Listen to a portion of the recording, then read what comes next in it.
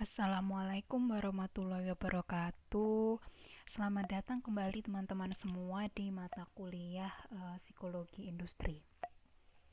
Kali ini kita kembali lagi untuk belajar bersama-sama mengenai teori-teori terkait dengan kepemimpinan.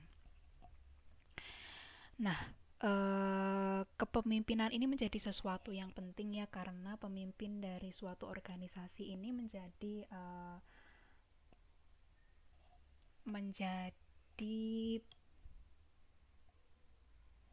apa ya, semacam ujung tombak dari keberhasilan organisasi. Maka penting sekali bagi sebuah organisasi untuk bisa menentukan atau memilih pemimpin yang dapat membawa organisasi menuju kesuksesan. Nah, untuk mengetahui kriteria pemimpin seperti apa yang akan membawa perusahaan atau organisasi kepada kesuksesan, kita perlu tahu kriteria-kriteria ini melalui teori-teori yang sudah dikembangkan oleh berbagai ahli. Nah, hari ini kita akan belajar mengenai teori-teori terkait kepemimpinan sebagai dasar untuk bisa mengetahui metode yang baik dan juga bagaimana cara memilih pemimpin yang sesuai dengan kebutuhan perusahaan. Nah, yang pertama kita akan membahas mengenai karakteristik personal yang berkaitan dengan kepemimpinan. Yang pertama adalah leader emergence. Nah, jadi emergence ini adalah sebuah asumsi yang mengatakan atau meyakini bahwa seorang pemimpin memiliki sifat-sifat atau traits yang khas. Artinya, uh, pemimpin-pemimpin di dunia ini seperti Barack Obama, kemudian Presiden kita Jokowi, atau pemimpin-pemimpin yang memang sudah kita kenal sebagai pemimpin yang terkenal, itu memiliki trait-trait atau karakteristik-karakteristik yang sama yang tidak dimiliki oleh orang-orang yang bukan pemimpin. Nah, trait-trait inilah yang akan memprediksi kemunculan jiwa-jiwa kepemimpinan dari individu-individu tertentu. Nah, yang dimaksud dari traits itu sendiri bukanlah spesifik traits kepemimpinan, tapi traits-traits tertentu atau karakteristik-karakteristik tertentu yang akan mendukung kemunculan sikap-sikap kepemimpinan. Jadi misalnya kalau kalau di buku itu ada misalnya orang dengan tingkat openness, conscientiousness, dan extraversion yang tinggi itu cenderung akan menjadi pemimpin. Kemudian orang dengan high self monitors itu juga akan memiliki kecenderungan untuk menjadi pemimpin. Nah, tapi ternyata beberapa penelitian pada 2 dekade terakhir melaporkan bahwa terdapat hubungan yang tidak begitu kuat antara traits dan leader emergence. Beberapa penelitian menunjukkan bahwa hubungan yang jarang terjadi di antara traits yang spesifik dengan leader emergence dikarenakan baik bukti dari penelitian anekdotal menunjukkan bahwa perilaku kepemimpinan cenderung stabil. Nah, artinya begini ya, kalau misalnya teman-teman itu punya misalnya teman-teman itu punya kenalan yang dia itu pasti punya teman yang dia itu cenderung menjadi pemimpin di berbagai situasi, maka di situasi-situasi lain pun dia juga akan cenderung tampil menjadi pemimpin. Misalnya di kerja kelompok dia cenderung mendominasi, memberikan arahan, memberikan pengaruh, maka di luar itu pun dia juga cenderung menjadi seorang pemimpin gitu. Tapi ada juga kalian punya teman yang cenderung tidak muncul sebagai pemimpin. Di situasi-situasi lain pun mereka juga akan cenderung diam dan tidak menjadi pemimpin. Nah, hal ini menunjukkan bahwa sikap kepemimpinan, karakteristik kepemimpinan itu adalah sesuatu yang cenderung stabil dari waktu ke waktu gitu. Jadi dia tidak tidak diprediksi hanya oleh traits. Nah, salah satu alasan yang mungkin menjelaskan mengapa ketidakkonsistenan hubungan antara traits dan kecenderungan kepemimpinan ini adalah bahwa motivasi untuk menjadi pemimpin lebih rumit dari apa yang dibayangkan. Nah, ini menurut Rescrow 2001 mengemukakan mengenai 3 aspek dalam motivasi memimpin, yaitu identitas afektif, non-kalkulatif, dan sosial normatif. Nah, identitas afektif ini adalah ketika seseorang itu cenderung menjadi pemimpin karena um, dia memang menikmati menjadi pemimpin. Jadi dia muncul sebagai pemimpin itu karena memang ada dorongan di dalam dirinya yang membuat dia menikmati menjadi seorang pemimpin. Sedangkan untuk non kalkulatif itu adalah ketika seseorang memimpin dikarenakan dia itu merasa ketika dia memimpin dia akan mendapatkan keuntungan tertentu. Sedangkan sosial normatif ini adalah seseorang yang muncul menjadi pemimpin karena memang kewajibannya. Jadi misalnya dia ditunjuk oleh mungkin kalau di tempat kuliah saya dulu ada yang namanya ketua angkatan ya. Jadi setiap angkatan itu ada ketua. Nah, contohnya dari sosial normatif ini adalah ketika seseorang itu dia menempati suatu posisi kepemimpinan ya karena dia memang merasa itu kewajiban dia gitu sebagai karena dia ditunjuk gitu misalnya. Nah, dari beberapa penelitian sendiri sebenarnya disimpulkan bahwa seorang pemimpin yang sukses itu atau seseorang yang memiliki apa ya kecenderungan untuk menjadi pemimpin adalah mereka yang memiliki pengalaman dan juga skill yang baik untuk menjadi pemimpin. Kemudian yang kedua adalah terkait dengan performa pemimpin. Nah, ide utama dari performa pemimpin ini adalah bahwa bahwa pemimpin dengan performa yang baik memiliki karakteristik tertentu yang tidak dimiliki oleh pemimpin dengan performa buruk. Nah, kajian dalam hubungan antara karakteristik personal dan performa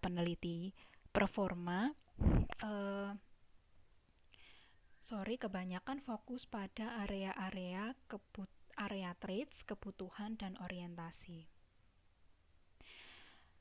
Nah, terkait dengan performa pemimpin tadi bisa ditinjau dari beberapa poin, yaitu yang pertama adalah traits. Jadi traits ini adalah semacam apa ya? Ini sebenarnya traits ini adalah bahasa psikologi ya. Jadi dia ini menggambarkan mengenai kecenderungan atau karakteristik personal. Hampir sama seperti sifat ya, tapi traits itu sendiri ada gimana ya? Ada yang dia hanya traits, ada yang juga personality traits. Nanti teman-teman bisa kalau misalnya ingin lebih mengetahui mengenai traits bisa browsing sendiri ya karena traits ini sendiri adalah suatu bahasan yang cukup apa ya luas gitu jadi tidak bisa saya jelaskan secara gamblang di sini. Intinya traits ini semacam karakteristik atau sifat yang melekat pada seseorang. Kemudian cognitive ability, kemudian needs atau kebutuhan, gender, kemudian text versus person orientation, dan juga mengenai unsuccessful leaders. Nah, yang pertama adalah traits. Nah, beberapa penelitian terdahulu melaporkan terdapat korelasi antara traits tertentu dengan performa pemimpin.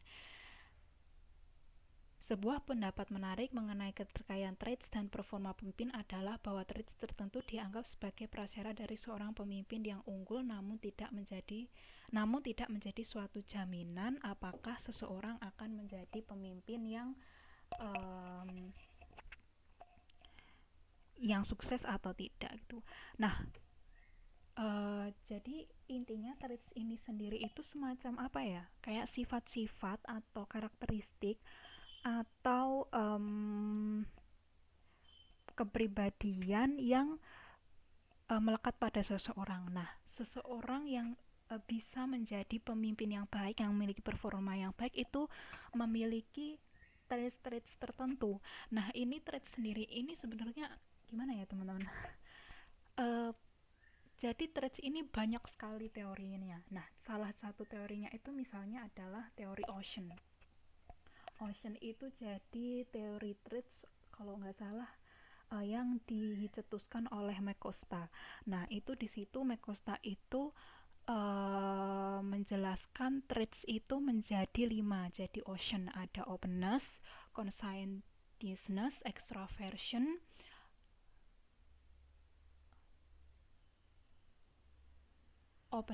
conscientiousness, extraversion, agreeableness atau apa ya, keterbukaan, dan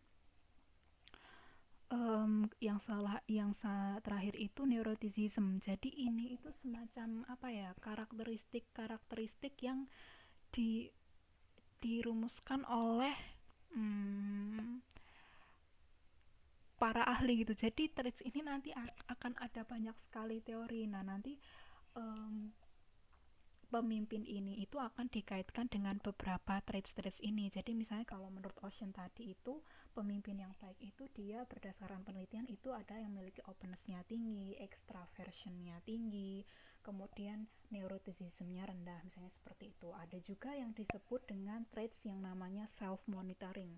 Nah, ternyata orang yang self-monitoringnya tinggi ini juga memiliki kecenderungan untuk memiliki performa kepemimpinan yang baik gitu.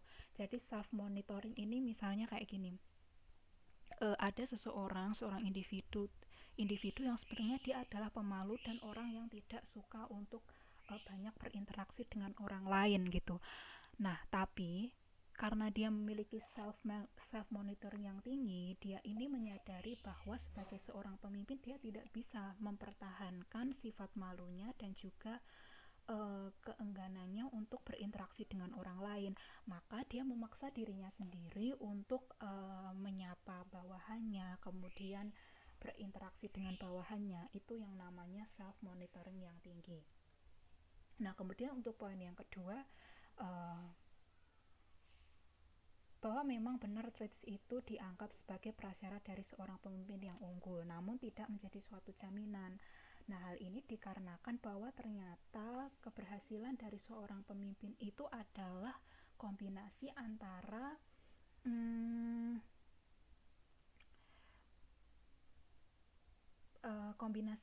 the right person being in the right place and in the right time gitu. Jadi artinya seseorang itu bisa memimpin dengan baik ketika dia itu memiliki karakteristik yang sesuai dengan setting tempat dia memimpin di suatu waktu yang di situasi yang sesuai gitu. Jadi memang pemimpin yang baik atau tidak itu kaitannya juga dengan tipe kepemimpinan itu sendiri dan di mana dia ditempatkannya. Jadi seperti kecocokan antara tipe kepemimpinan yang dimiliki oleh seseorang dengan eh, keadaan lingkungannya. Kemudian yang kedua adalah cognitive ability. Nah, jadi berdasarkan penelitian ini eh, terdapat korelasi yang signifikan antara kemampuan kognitif dan performa kepemimpinan. Secara lebih lanjut dijelaskan juga bahwa peran kemampuan kognitif menjadi maksimal ketika seorang pemimpin tidak dalam keadaan yang penuh tekanan dan ketika pemimpin menggunakan gaya kepemimpinan yang lebih direktif. Jadi ini sebenarnya seperti apa ya? Ya paling tidak uh, mungkin sebenarnya ini bukan bukan apa ya, jadi hubungan antara cognitive ability dengan performance ini sebenarnya moderat ya, jadi semacam apa ya, prasyarat prasyarat jadi prasyarat tapi bukan jadi sesuatu yang utama dari seorang pemimpin, bukan jadi sesuatu uh, satu-satunya yang memprediksikan performa dari seorang pemimpin. Kemudian yang ketiga adalah needs. Nah, untuk needs ini dia juga banyak sekali ya teorinya. Jadi seperti teori needs Maslow, nanti teman-teman bisa buka sendiri ya karena ini banyak sekali teorinya. Jadi intinya needs ini adalah dorongan seseorang untuk memenuhi kebutuhan tertentu eh, atau untuk melakukan hal tertentu gitu. Jadi ini banyak sekali teorinya. Ada teori needs dari Maslow, ada juga dari Murray. Kemudian yang sering dipakai di sini adalah dari McClellan, yang dia melihat needs itu melalui kebutuhan seseorang akan kekuasaan, prestasi, dan afiliasi. Jadi kalau kebutuhan akan kekuasaan itu ya,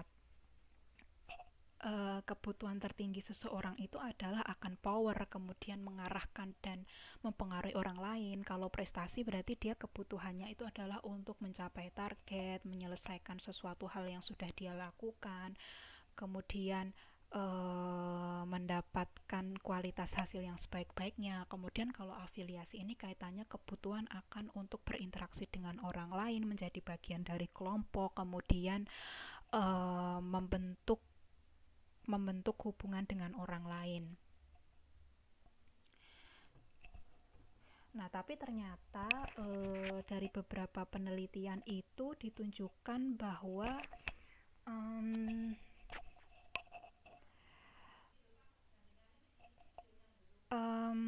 bahwa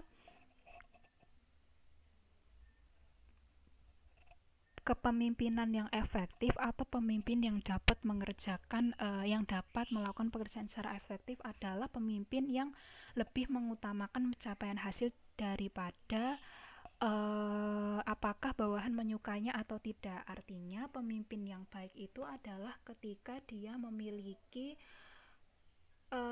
need akan achievement dan juga kekuasaan yang tinggi, tapi tidak dengan afiliasi. Karena pemimpin yang baik itu adalah pemimpin yang dia itu bisa melihat uh, yang dia itu bisa fokus pada pencapaian atau performa dari keseluruhan organisasi dan juga pencapaian tujuannya. Tapi bukan berarti pemimpin yang baik itu dia tidak mempertimbangkan atau tidak peduli apakah tidak mempertimbangkan atau melihat bagaimana bawahan melihat dia. Tapi pemimpin yang baik itu harus memiliki prioritas yang lebih tinggi akan keberhasilan atau pencapaian tujuan daripada bagaimana dia membuat bawahannya itu menyukainya dia atau tidak. Nah, oleh karena itu, teori ini juga menjelaskan mengapa promosi internal kadang tidak bekerja dengan baik. Jadi, eh, misalnya katakan saja seorang manajer itu diangkat dari seorang staff yang dia tadinya bekerja dalam suatu yang dia itu sudah membentuk suatu ikatan dengan teman-temannya.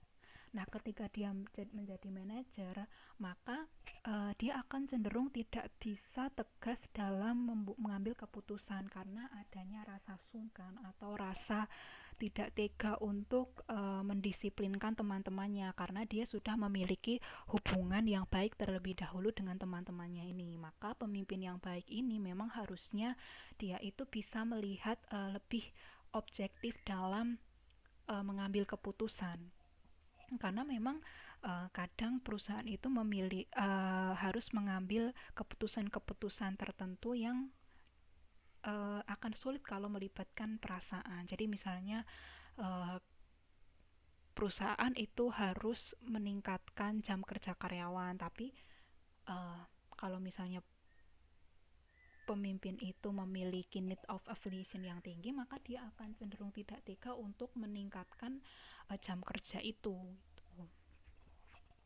Nah, untuk melihat apakah melihat kecenderungan seseorang dari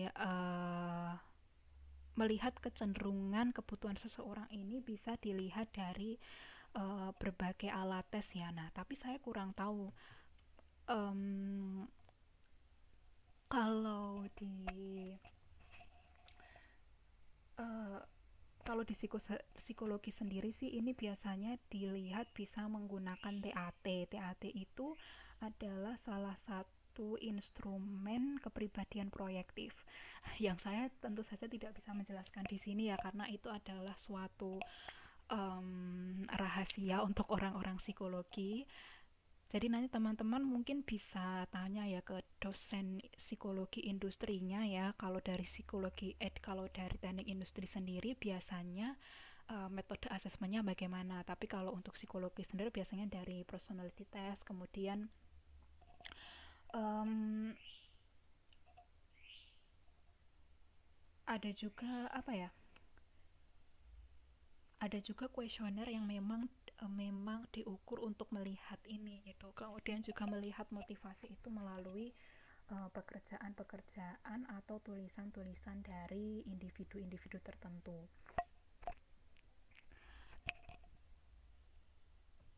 Nah, kemudian terkait gender, dari berbagai hasil penelitian sendiri ternyata tidak didapatkan perbedaan yang cukup berarti dalam hal efektivitas kepemimpinan antara laki-laki dan perempuan. Nah, namun penjelasan atau penelitian lebih lanjut memaparkan bahwa pria cenderung lebih efektif sebagai pemimpin dalam situasi-situasi yang secara tradisional didefinisikan dalam istilah-istilah maskulin dan ketika mayoritas bawahannya adalah pria, sedangkan wanita cenderung menjadi lebih efektif sebagai seorang pemimpin ketika berada dalam situasi-situasi yang secara tradisional tidak begitu didefinisikan dalam istilah-istilah maskulin.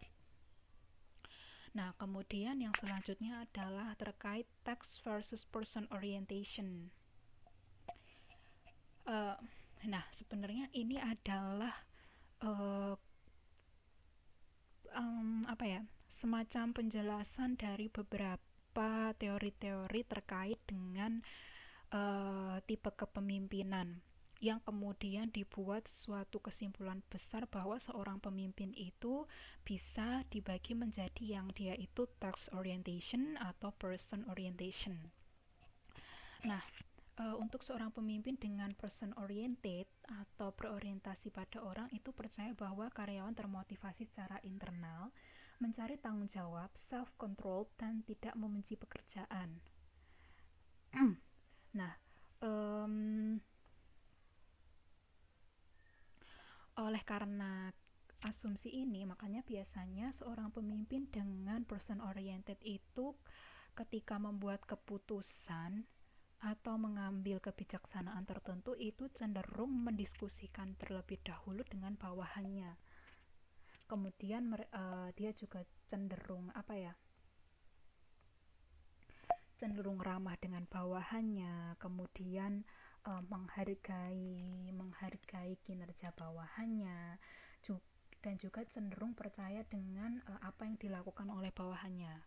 Sedangkan pemimpin dengan orientasi tugas itu melihat sifat karyawan sebagai pemalas, memiliki motivasi eksternal, menginginkan rasa aman dan tidak disiplin serta tanggung jawab yang rendah. Oleh karena itu, pemimpin dengan task orientation itu biasanya dia cenderung lebih apa ya, tidak mempertimbangkan pendapat bawahannya ketika mengambil keputusan-keputusan tertentu.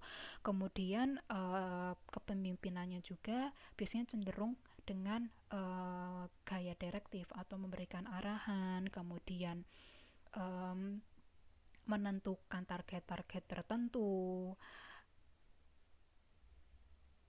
dan juga itu tadi ya, tidak cenderung tidak mempertimbangkan pendapat bawahan untuk membuat keputusan-keputusan tertentu. Nah, hubungan pada kedua orientasi ini mungkin lebih rumit dari apa yang dibayangkan. Nah, beberapa penelitian telah menunjukkan bahwa pengalaman pemimpin dan pengetahuan staf variabel-variabel eksternal seperti tekan waktu dan kepentingan kerja turut berkontribusi dalam hubungan keduanya. Nah, ini juga bisa dilihat melalui beberapa kuesioner-kuesioner atau instrumen-instrumen yang memang sudah dirancang untuk melihat apakah seseorang individu itu dia lebih text oriented atau person oriented. Nah, teman-teman bisa lihat di gambar ini ya bahwa ternyata berdasarkan, jadi ini ya tadi teori-teori yang membahas mengenai text versus person oriented ini ada managerial grid dari Blake and Monton, kemudian teori X, teori Y, ini teman-teman juga bisa baca sendiri, dan Ohio States of Theory. Kalau yang teori Y, teori X ini, jadi mereka itu kalau teori Y ini itu percaya bahwa manusia atau karyawan itu adalah individu-individu yang mencari pengembangan diri. Jadi mereka cenderung mencari tanggung jawab, kemudian berusaha mengembangkan diri, mencari rekognisi. Sedangkan kalau teori X ini percaya bahwa manusia itu adalah orang yang pemalas, jadi perlu untuk didorong dan diperintah untuk mencapai tujuan-tujuan atau target tertentu. Nah, teman-teman bisa lihat di gambar ini ya. Jadi ternyata um, seorang kepemimpinan yang paling efektif itu adalah ketika pemimpinnya itu dia punya person orientationnya tinggi dan juga text orientasinya tinggi. Sedangkan yang dia itu kepemimpinannya tidak baik itu yang tidak person orientation tapi juga tidak text orientation. Sedangkan kalau untuk yang moderate ini biasanya dia uh, antara person orientationnya atau test orientasinya tinggi tapi rendah di orientasi yang lain.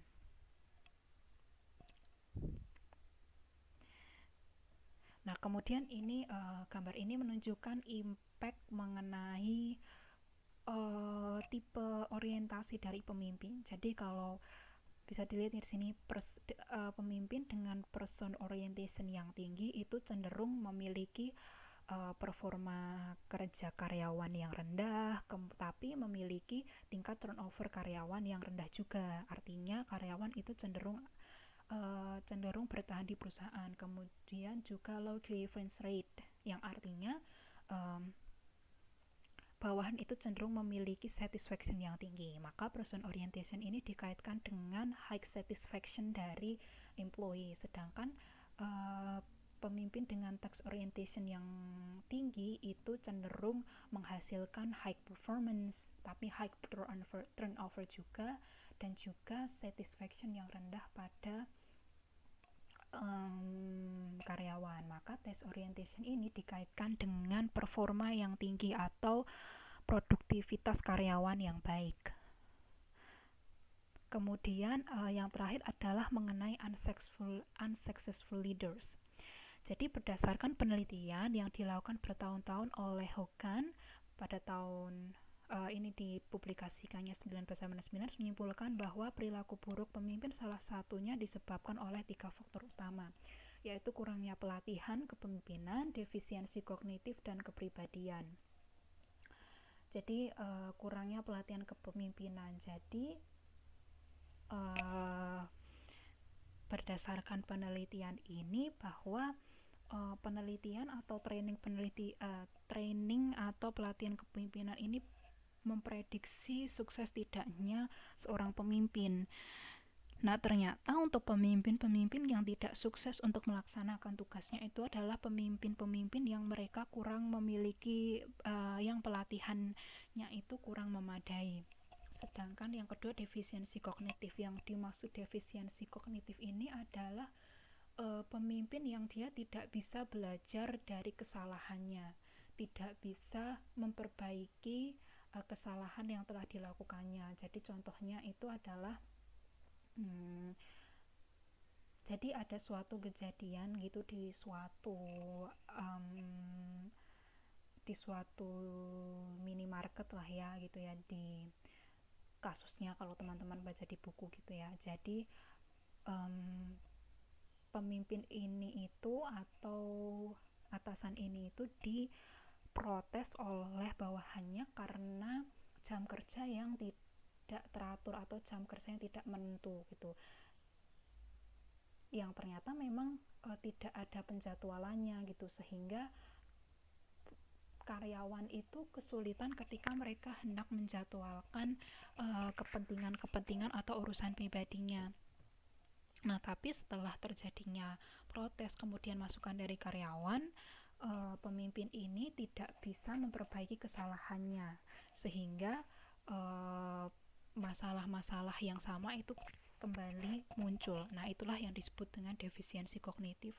Kemudian kepribadian. Nah, di sini uh, kepribadian itu jadi ada beberapa kepribadian yang dikaitkan dengan unsuccessful leaders. Yang pertama itu ada yang disebut dengan passive aggressive. Jadi leader yang memiliki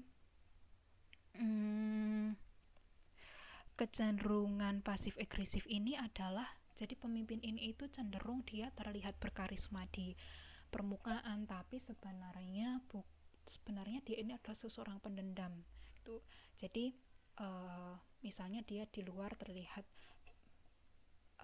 memberikan pujian kepada karyawan, kemudian berbicara ramah dengan karyawan, namun diam-diam di belakang dia misalnya memberikan penilaian yang buruk, kemudian berbicara tidak buruk tentang bawahannya. Itu yang disebut dengan passive aggressive leader. Kemudian juga ada kepribadian yang dikaitkan dengan unsuccessful leaders itu adalah leader-leader yang mereka itu cenderung mengikuti apa yang dikatakan bawahan gitu. Jadi ketidakmampuan untuk memimpin atau ketidakberhasilan dalam memimpin ini karena adalah mereka yang memiliki kecenderungan karena mereka memang tidak melakukan apapun untuk mengambil keputusan. Jadi mereka cenderung mengikuti apa yang dilakukan bawahan tanpa kemudian ikut andil dalam menentukan apa yang terbaik bagi perusahaan. Nah, kemudian yang terakhir itu adalah pemimpin yang dia itu berusaha untuk mengatasi insekuritasnya dengan overconfidence gitu. Jadi cenderung ingin menjadi pusat perhatian, kemudian membanggakan diri sendiri, terus kemudian mengatasnamakan keberhasilan kelompok atas dirinya gitu. Itu